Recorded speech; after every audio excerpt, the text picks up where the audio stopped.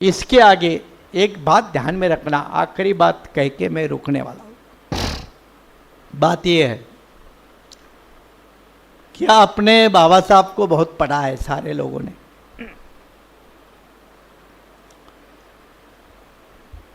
उन्नीस 1916 में साउथ बोरो कमीशन आया था अछूतों के बारे में जानकारी लेने के लिए कि इनके लिए क्या करना चाहिए। और तब अछूतों के नेता बाबा साहब नहीं थे। 1916 की बात है। 1916 में बाबा साहब की उम्र 24 साल है। वो कोई नेता नहीं थे, कोई संगठन नहीं था। अछूतों के नेता थे विठल राम जी शिंदे। अछूतों के नेता थे न्यायमूर्ति चंदावरकर। और उन्होंने अछूतों के तरफ से मेमोरेंडम दिया। और मेमोरेंडम देने के बाद वो कमीशन ने पूछा कि आपकी डिमांड तो साधारण है कि पानी पीने का व्यवस्था, चलने की रास्ते पे व्यवस्था, स्कूली एजुकेशन की व्यवस्था, यही आपको चाहिए ना। तो ये साधारण बातें हैं, हम कर लेंगे। अब ये कमीशन ने बाबा साहब को नहीं बुलाया था क्योंकि बाबा साहब कोई थे ही नहीं, बाबा साहब थे ही नहीं।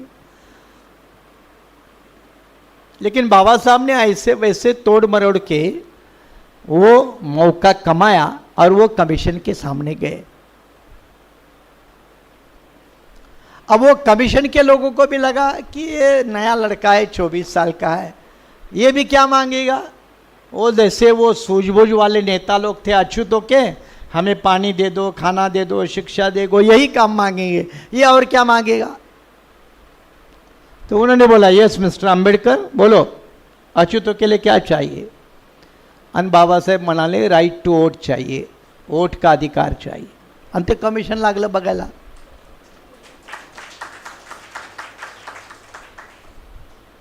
बाबा साहेबांनी मागितलं राइट टू वोट, वोट का अधिकार चाहिए। कितना 1916 की बात है।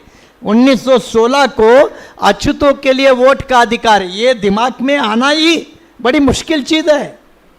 एक शाहू महाराज थे जिनके दिमाग में आया था, दूसरा बाबा साहब थे। अच्छा, वो कमीशन ने सुना, फिर बोले और क्या दूसरा है। तो बोले स्वतंत्र मतदार संघ दे दो। 1916 में, ये राउंड टेबल कॉन्फ्रेंस की बात बहुत बाद वाली है, वो 1932 की है, 31-32 की है, बहुत बाद वाली है। वो कमीशन हैरान हो गया और उसने बाबा साहब को पूछा कि आपके लोग ना जानते हैं कि वोट का अधिकार क्या होता है, उसको कैसा इस्तेमाल कर रहा है, किसके लिए इस्तेमाल करता है। ऐसे लोगों के लिए आप वोट का अधिकार मांग रहे हो। चुनाव, आपका कौन सा आदमी चुनाव लड़ता है, कौन चुनाव लड़ता है। 1916 में कौन चुनाव लड़ेगा आपकी तरफ से। तो काय के लिए चुनाव क्षेत्र। इसके बजाय इन्होंने जैसे मांगा वैसे कुछ आप क्यों नहीं मांगते। और तो बाबा साहब ने ये कहा था कि उन्होंने जो मांगा वो हमें सदियों से नहीं मिला है, फिर भी हम जिंदा है। खाने को नहीं मिला, जिंदा है। पानी नहीं मिला, जिंदा है। चलने के लिए रास्ता नहीं मिला, जिंदा है। भगवान के मंदिर में जाने को नहीं मिला, फिर भी जिंदा है। तो बोले ये नहीं है तो भी हम जिंदा है, हम मरे नहीं। जब इतना नहीं होने के बावजूद हमारा वंशनाश नहीं हुआ तो मैं ये क्यों मांगू, मैं ये क्यों मांगू। मैं मांगूंगा वो जिससे मेरी आने वाली पीढ़ियां अपने कंधों पे, अपने बल पे खड़े होके सम्मान के साथ जिंदगी जिएगी, वो मैं मांग रहा हूं। अभी यहां मेरा सवाल आप लोगों से है, यहां आप बाबा साहब के साथ हो या विठल राम जी शिंदे के साथ हो। यही नालायकी कुछ लोगों के ना बतानी पड़ेगी, बतानी पड़ेगी, स्पष्ट रूप से बताना पड़ेगा। सामाजिक बदलाव और राजनीतिक बदलाव किसी से पंगा लिए बगैर यह आंदोलन नहीं चलता। आप कहेंगे पंगा क्यों ले? पंगा लिए बगैर आप किसी बदलाव की बात नहीं कर सकते। अब रही बात, अब बीजेपी बहुत खतरनाक है, बीओसी खतरनाक है, बहुत खतरनाक है। क्या मुसलमानों को क्या सत्यानाश हुआ क्या सबका? बाबरी मस्जिद गिराई, ये गिराई, वो गिराई, क्या मुसलमानों को सबको मार दिए? क्या मार सकते? मार सकते क्या? ओबीसी का इतना सामाजिक सत्यानाश किया, क्या ओबीसी को मार देंगे? क्या आदिवासी को मार देंगे? क्या दलितों को मार देंगे? जो डर है ना, निकालो, निकालो। ये डर के कारण, जो अथक प्रयास के कारण बाबा साहब ने वोट का अधिकार दिया, उसको मिट्टी में मिलाना, ये बाबा साहब के साथ गद्दारी है। और मुझे लगता है भविष्य में इस तरह की वकालत करने वाले लोग, मैं नाम लेके खुलकर बोलता हूं, अब वर्गीकरण का मामला आया, क्रिमिनल का मामला आया, निखिल वागले कहां है? क्या बोलेगा वो? विशंबर चौधरी बोलेगा? क्या असीम सरोदे बोलेगा? आपको सीधा हमला करना पड़ता है। ये हमला नहीं होगा तो ऐसे लोग अपने भोले भाले समाज के लोगों को गुमराह करने में लगेंगे। एक तरफ बाबा साहब की दुहाई देंगे, संविधान की कॉपी दिखाएंगे। अब संविधान की कॉपी दिखाकर कितने एमपी ने शपथ ली? अब सारे सब वो चुप क्यों है? क्या वो किताब की कवर में संविधान है? क्या संविधान उसके विचारों में है? विचारों में मिट्टी में गाड़ना और कवर वाली किताब को हाथ में नचाकर दिखाकर हम उसकी कसम लेते। इसको हमारे लोग भूल जाते हैं। इसलिए भविष्य में, एक समय था दलित पैंथर का, कभी कभी गलत लगता था, बहुत से लोगों को आज भी गलत लगता है, लेकिन दलित पैंथर के लोगों ने निकम्मे रिपब्लिकन नेता को नकारा था। याद है ना आपको?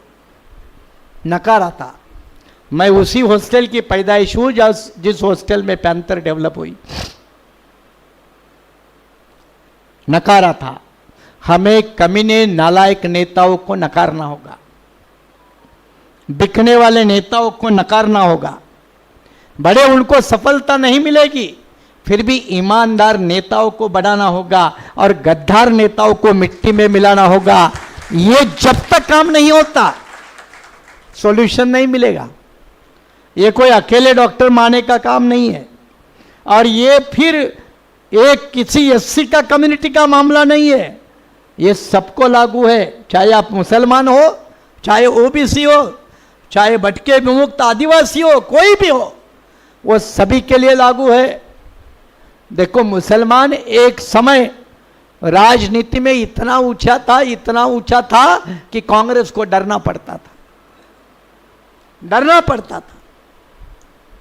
दलित राजनीति बाबा साहब के बाद भी भले प्लस माइनस हो सकता है किसी नेता में, फिर भी उसका एक वजूद था, उसमें एक दम था।